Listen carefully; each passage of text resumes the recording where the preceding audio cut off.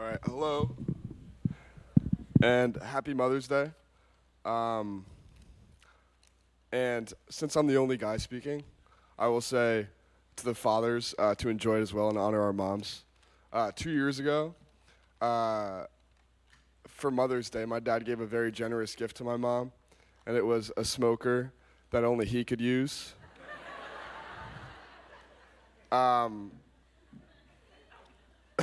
but I'm Eamon Kavanaugh, and next year I'll be going to the College of William and Mary. And these verses that I'm sharing with you are 1 Peter chapter 2, verses 1 to 3, which are, quote, "Therefore rid yourselves of all malice and all deceit and hypocrisy and envy and all slander, and like newborn babies, long for the pure milk of the word, so that by it you may grow in respect to salvation, if you have tasted the kindness of the Lord." Here, Peter is urging the church to give up these negative feelings, states, and tendencies that we have ingrained in us in place of this, quote, spiritual milk. And what is this spiritual milk? To us, it is God's word. For we know that when we come to Christ, we are as newborn children, and this spiritual milk, this word we're given, helps us to grow. And Paul talks about this as well, where he compares new believers to babes, saying that every infant needs milk before they can eat solid food, while they train to, quote, distinguish good from evil. Here Paul compares food and milk to God's word, expressing that God's word helps us to grow in him.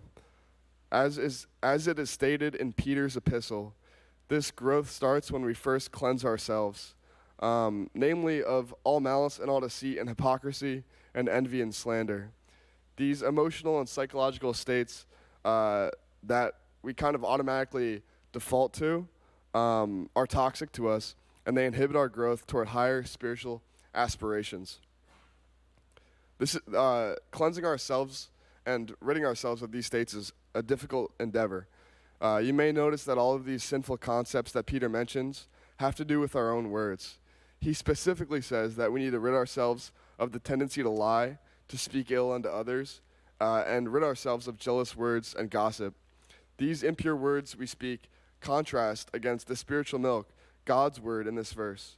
God's word is the ideal that we must strive to attain, and we can do this by spending time with it and in it, by reading our Bible.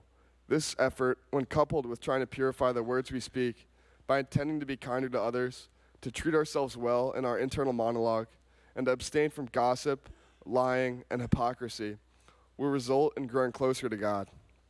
It is extremely difficult to always watch what you are saying, thinking, and doing to make sure it aligns with God's will, and we all inevitably fail. It goes against our human nature. However, if we fill ourselves with the word, there will be no room for anything else. I like to think of this spiritual journey, this cleansing, as trying to get the air out of a water bottle. You can try to squeeze all of it out, but invariably there will still be some in it. But if you fill the water bottle with something like water, it'll all the air will be gone. And in the same way, if we fill ourselves with the spiritual milk, this word, there will be no room for the sinful tendencies that we once were victims of. What this means is that when we spend time in God's word and practicing it, we rid ourselves more and more of the toxicity we once had. The strongest advice I can give to you, and the advice that Paul gives us, is to fill ourselves and immerse ourselves in God's word. Thank you, guys.